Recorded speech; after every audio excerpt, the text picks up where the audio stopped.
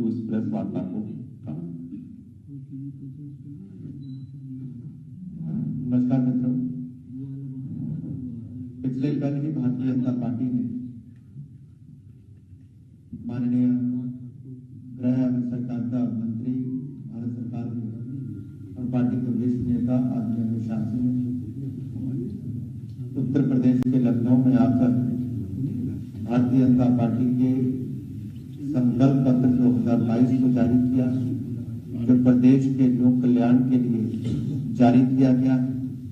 और इस संकल्प पत्र में अगर आप देखेंगे तो बहुत सारी, अगर आप कुल मिलाकर देखें तो पूरे पेज के अंदर अलग अलग वर्गों के लिए हमने अपनी ओर से वो सब बातें रखी है कि किस तरह से प्रदेश का विकास होगा। आज मैं एक विषय को लेकर आप सबके सामने आया, क्योंकि किसी भी समाज, किसी भी प्रदेश में जहां मातृशक्ति का सम्मान होता है, उसी का ही उद्धार उत्थान भी होता है, उसी की प्रगति भी होती, विकास भी होता है। पिछले 5 वर्षों में योगी जी की सरकार ने नारी सुरक्षा, सम्मान और स्वावलंबन पर काम किया है। हमने फिर संकल्प लिया कि महिलाओं को सुरक्षा, सम्मान के अधिकार जारी रहेंगे। महिलाओं को समृद्ध और संपन्न बनाने की हमारी ये विकास यात्रा जारी रहेगी। महिलाओं और बेटियों के उत्थान के जो संकल्प पहले लिए थे, उसमें और बढ़ोतरी करके आगे बढ़ते जाएंगे। सशक्त नारी के माध्यम से समृद्ध प्रदेश बनाएंगे। सशक्त नारी के माध्यम से समृद्ध और संपन्न परिवार भी होंगे। और उसके लिए महिला सुरक्षा पर हमने सबसे बड़ी प्राथमिकता के तौर पर देखा है। और महिला सुरक्षा पर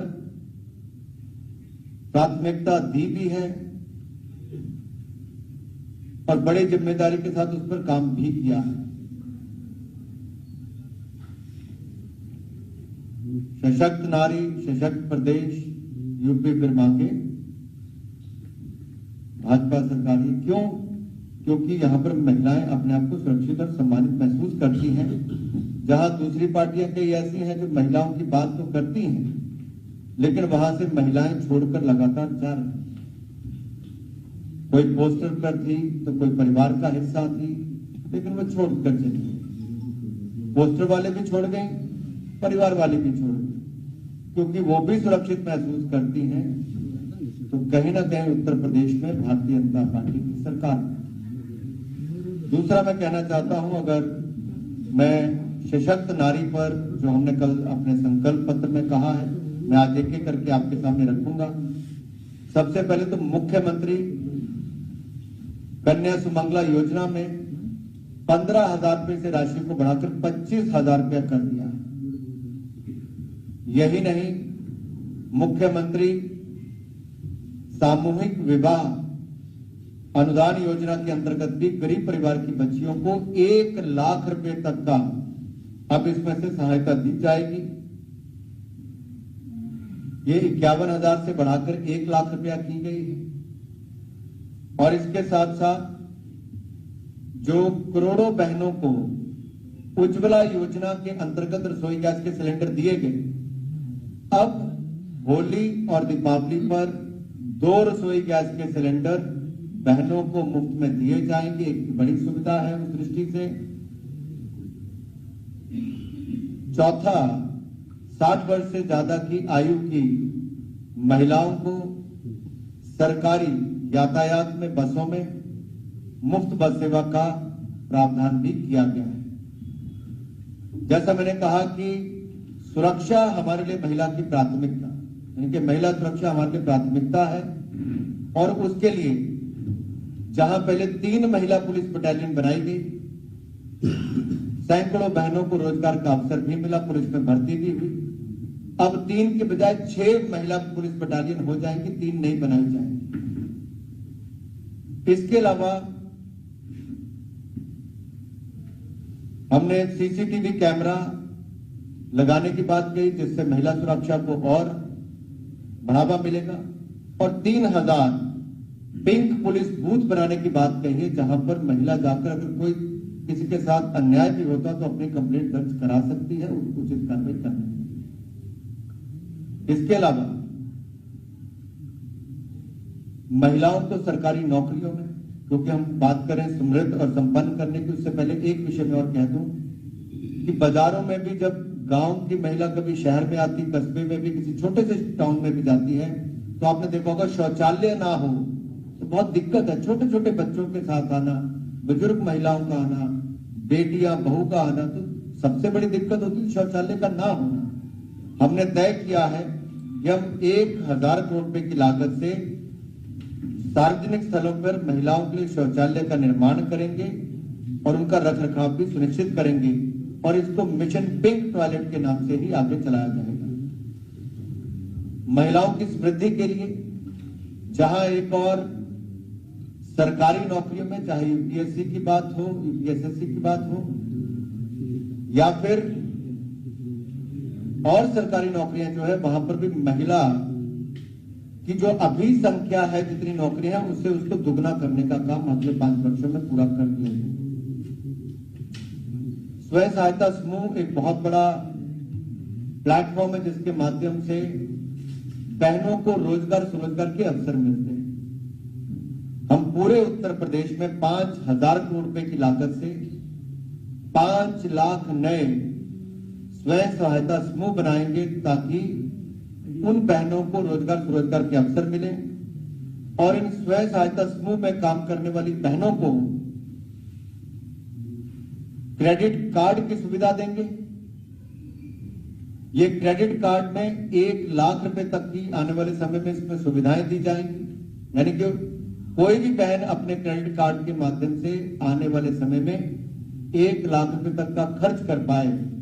इतनी बड़ी सुविधा, इतने बड़ा सशक्तिकरण शायद आज से पहले नहीं हुआ। आपने देखा होगा बहुत सारे ब्याज के काल चक्र से ही नहीं निकल पाते, उसी में फंसे रहते हैं। बैंकों से 2.5 3 गुना ज्यादा ब्याज भी गरीब परिवारों को कई बार देना पड़ता था। उससे भी मुक्ति सेल्फ हेल्प ग्रुप को, जहां एक और अनुदान मिलेगा सेल्फ हेल्प ग्रुप शुरू करने का, लाखों बहनों को फायदा होगा, वहीं पर उनको एसएचजी क्रेडिट कार्ड के माध्यम से भी 1 लाख रुपए तक की क्रेडिट की सुविधा मिल पाएगी। रानी लक्ष्मीबाई योजना के अंतर्गत मेधावी छात्राओं को स्कूटी देने की बात हमने कल घोषणा की है। ये हमारी उन बेटियों को, उन बहनों के लिए है जो शिक्षा के क्षेत्र में अच्छा भी कर रहे हैं, उत्तर प्रदेश और देश का भविष्य उज्जवल करेंगी। बेटियों के लिए मुफ्त स्कूटी की सुविधा ये अपने आप में उनके और सशक्तिकरण की ओर ले जाएगी। सभी आंगनवाड़ी की कार्यकर्ताओं को और स्वास्थ्य सखियों को आयुष्मान भारत के अंतर्गत हम स्वास्थ्य बीमा मिशन मोड पर प्रदान करेंगे, ताकि वो भी इस योजना का लाभ उठा सकें।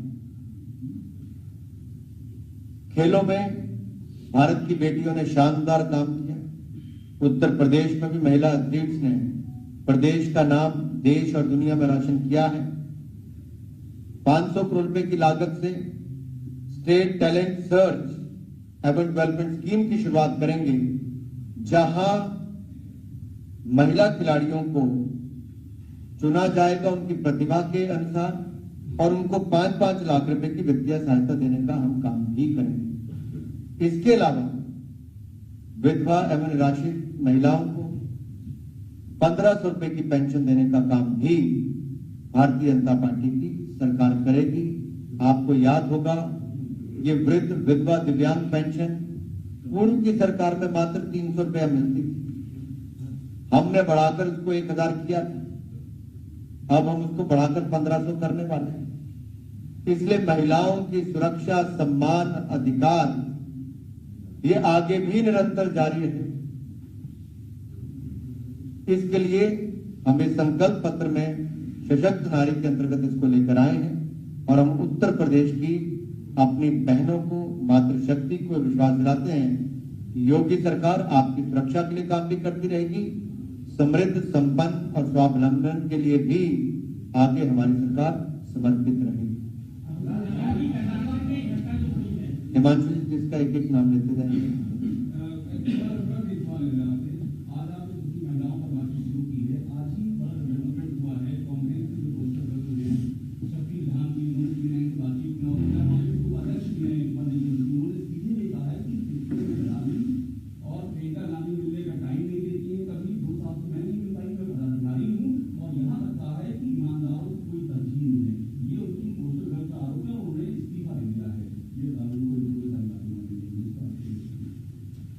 देखिए, कांग्रेस पार्टी के नेता तो छोड़ते ही थे। कांग्रेस में जो वरिष्ठ नेता है उनकी अनदेखी तो हुई, वो तो कांग्रेस छोड़ने पर मजबूर ही हो गए। जो नई युवा पीढ़ी को भी तैयार करने का काम करते थे, कांग्रेस की नीतियों से त्रस्त होकर वहां के भ्रष्टाचार के तंत्र को देखकर आज कांग्रेस से युवा पीढ़ी भी कन्नी काट रही, उनके पोस्टर गर्ल्स भी छोड़कर जा रहे हैं, भ्रष्टाचार के गंभीर आरोप लगा रहे हैं, अनदेखी की बातें कर रहे हैं। ये प्रियंका वाड्रा जी के ऊपर इतने बड़े आरोप एक के बाद दूसरे लगे हैं। प्रियंका वाड्रा जी को इस पर जवाब देना चाहिए, राहुल गांधी जी को जवाब देना चाहिए कि आखिरकार टिकटों की नीलामी के आरोप, गंभीर भ्रष्टाचार के आरोप, महिलाओं की ही अनदेखी के आरोप कांग्रेस के ऊपर जो लग रहे हैं, क्या इसके लिए कांग्रेस का ये परिवार जिम्मेदार नहीं?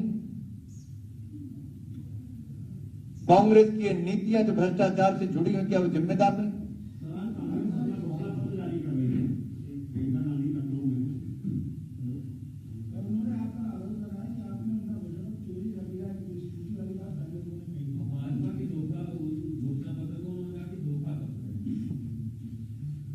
हमने जो पिछला लोक कल्याण संकल्प पत्र 2017 में लाए थे, उसमें भी कहा था गुंडा राज भ्रष्टाचार मुक्त उत्तर प्रदेश करेंगे। हमने वो करने का काम किया, उस दिशा में काम। महिलाओं को सुरक्षा सम्मान के अधिकार देने की बात की, वो किया। हमने 70 लाख रोजगार स्वरोजगार की बात की थी, हमने 3 करोड़ रोजगार स्वरोजगार देने का काम पिछले 5 वर्षों में किया है। हमने जो कहा वो करके दिखाया है। भाजपा ने करके दिखाया है, भाजपा फिर करके दिखाएगी।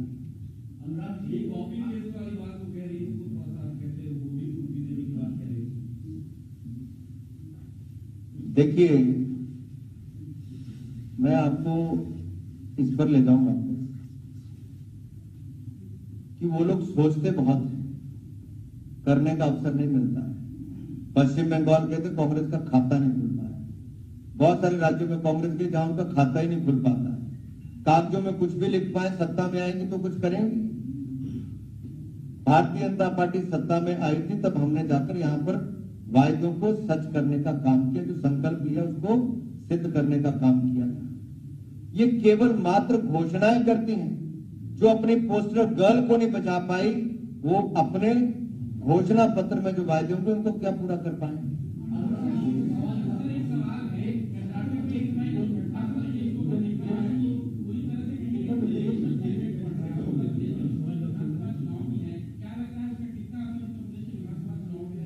एक एक करके सवाल आने दीजिए, पूछिए क्या सवाल, क्या सवाल है? मामला कोर्ट में विचाराधीन है, आज उसकी सुनवाई। मुझे लगता है आपको, मुझे और सबको ही कोर्ट के निर्णय का इंतजार करना चाहिए।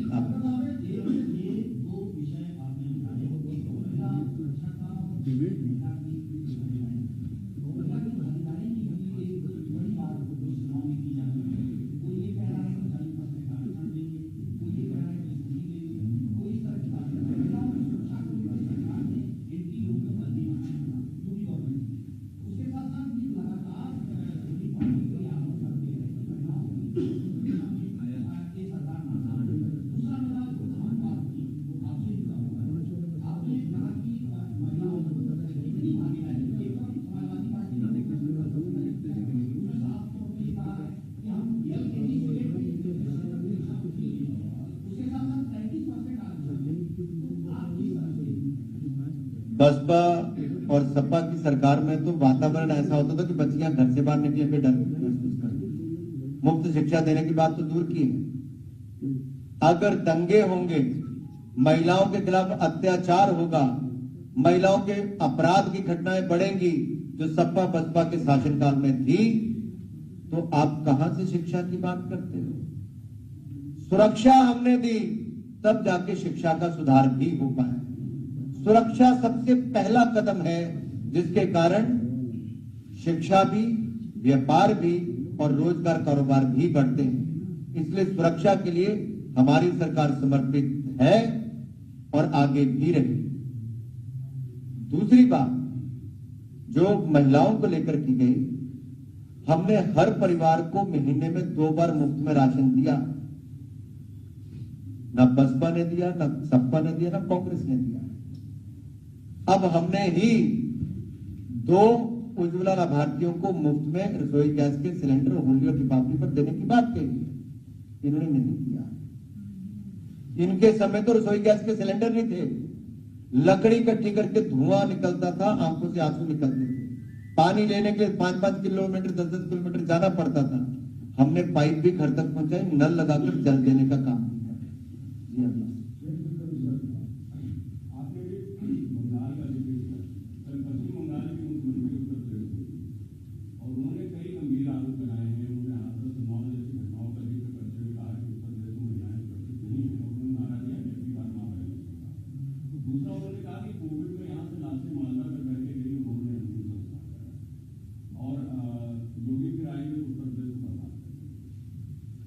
देखिए, उत्तर प्रदेश में योगी जी की लोकप्रियता इतनी है कि पश्चिम बंगाल के मुख्यमंत्री को भी यहां पर आना पड़ा है। ये वही पश्चिम बंगाल के मुख्यमंत्री जो चुनाव के समय यूपी को बदनाम करने की कोई कसर ममता बनर्जी जी ने नहीं छोड़ी। यूपी के लोगों को गुंडा कहने से ममता बनर्जी जी पीछे नहीं हटी। और ममता बनर्जी जी को लेने सबसे पहले कौन गया? जिनके राज्य में गुंडों को संरक्षण मिलता था, अपराध की घटनाएं, माफिया राज को बढ़ावा मिलता था, वो लेने सबसे पहले ममता बनर्जी जी को सबसे पहले गए। मेरा सवाल ममता बनर्जी जी और अखिलेश यादव जी से, एक ने उत्तर प्रदेश का अपमान किया ममता बनर्जी ने, दूसरी ओर उत्तर प्रदेश के लोगों को जवाब देना पड़ेगा अखिलेश यादव जी को कि उत्तर प्रदेश को अपमानित करने वाली ऐसी महिला को लेने के लिए वो क्यों गए, उनको गुलदस्ता देने का काम भी किया। क्या उत्तर प्रदेश के इस मान सम्मान के लिए अखिलेश जी के मन में कोई स्थान है या नहीं?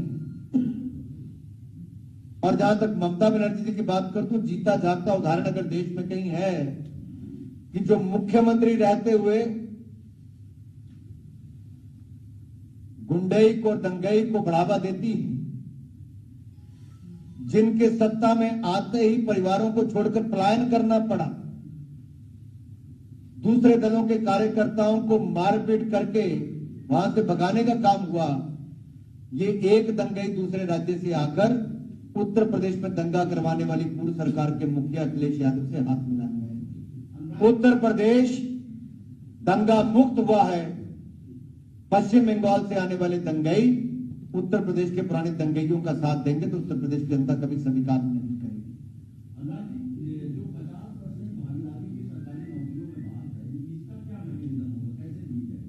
देखिए, हमने पहले महिला पुलिस बटालियन 3 हमने बनाई, अब हम उसको 6 करने जा रहे हैं, दुगनी करने जा रहे हैं।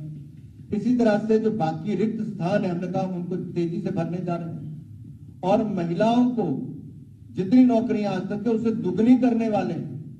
हम नई नौकरियां भी देंगे और महिलाओं को नौकरियों को दुगना भी करने का सुनिश्चित करेंगे।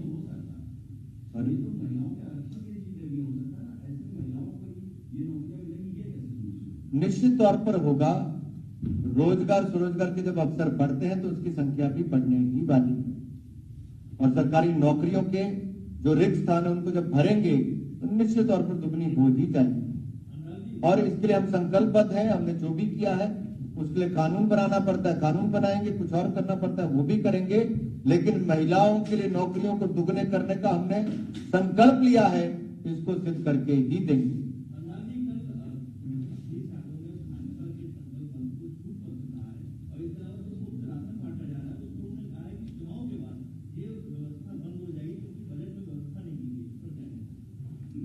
देखिए, वो क्या कहते हैं इस पर हमें फर्क नहीं पड़ता, लेकिन आज उत्तर प्रदेश के लोगों के मन में एक सवाल है कि सपा अपना संकल्प पत्र जारी करने आई या घोषणा पत्र जो भी करना है, जो भी उन्होंने नाम दिया होगा,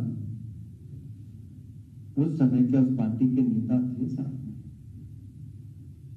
मंच पर कौन था?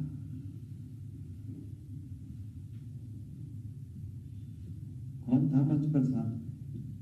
उस पिक्चर को एक बार वापस याद करना चाहिए। ये अपने आप में दिखाता है समाजवादी पार्टी सुन्नी हो रही है, खाली हो रही है, अपने छोड़कर जा रहे हैं, अपनों का ही साथ मंच पर नहीं मिल पा रहा है। ये अपने आप में दिखा रहे हैं कि समाजवादी पार्टी की हालत इस चुनाव के बाद क्या होने वाली है, उसका एक ट्रेलर कल देखने को मिल गया।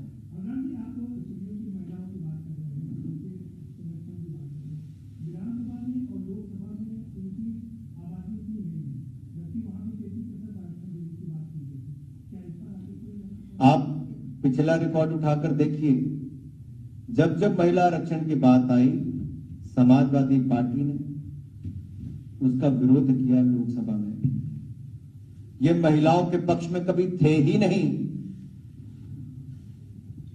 अखिलेश यादव जी को पूछे क्या उस समय वो सांसद थे?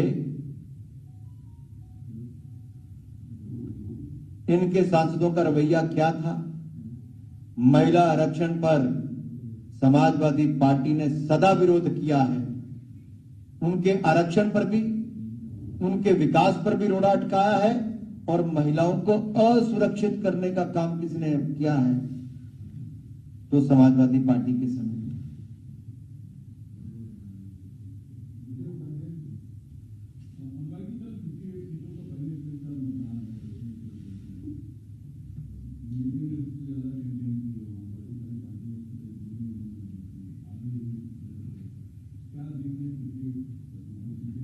अगर आप जितना मेरा जाना हुआ, जितनी मेरी चर्चा वहां पर हुई, जो जोश वहां पर है, आज आप लिख लीजिए कहीं ना कहीं, और 10 मार्च को हम एक बार फिर मिलेंगे।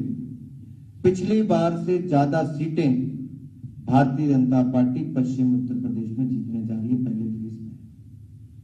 उससे ज्यादा बड़ी संख्या में हम सीटें जीतने जा रहे हैं। एक अलग वातावरण है, जोश बिल्कुल अलग है। और कल भारी मतदान के बाद आप देखेंगे भारतीय जनता पार्टी की सीटें भी बढ़ेंगी और मतदान भी बढ़ेगा।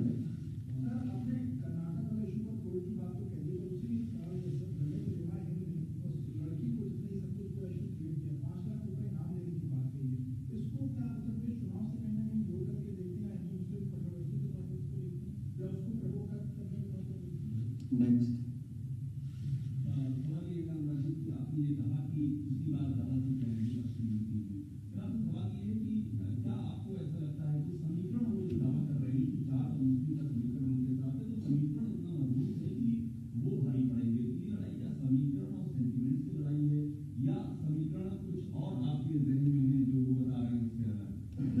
हमने सबके लिए काम किया है, सबका साथ, सबका विकास, सबका विश्वास, इस मूल मंत्र के साथ काम किया है। 5 वर्षों में ना जाति देखा ना धर्म देखा, जिसके हक थे उसको अधिकार देने का काम किया है। पक्का मकान बनाकर दिया। अब पश्चिम उत्तर प्रदेश में जाकर देखिए, गरीब मुसलमान परिवारों को पक्के मकान मिले, अनुसूचित जाति जनजाति घुमांतुर पिछड़ों को पक्के मकान बनाकर मिले। कोई ये नहीं कह सकता कि मुझे मुस्लिम देखा या हिंदू देखा। जो गरीब था उसको गरीब के नजरिए से देखकर उसके अधिकार देने का काम किया, और वो गरीब भी, वहां का नागरिक भी अपने वोट का अधिकार उसी तरह से करेगा जिसको मुफ्त 2 बार राशन भारतीय जनता पार्टी ने दिया, पक्का मकान दिया, बिजली का कनेक्शन दिया, पीने का पानी दिया, और 5 लाख का इलाज मुफ्त में दिया, मुफ्त में वैक्सीन भी लगाने का काम किया। वो ये नहीं देखेगा कि उसकी जाति धर्म क्या है, वो ये देखेगा उसको अंधेरे से निकालकर उजाले में लाने का काम किसने किया, कच्ची झोंपड़ी से पक्का मकान किसने दिया, सूखे गले को पीने का पानी किसने दिया है। ये गरीब की जुबान पर होगा, और वोट जब बटन दबाएगा तो कमल ही दिखाई देगा, कमल ही दिखाई देगा। धन्यवाद। देखो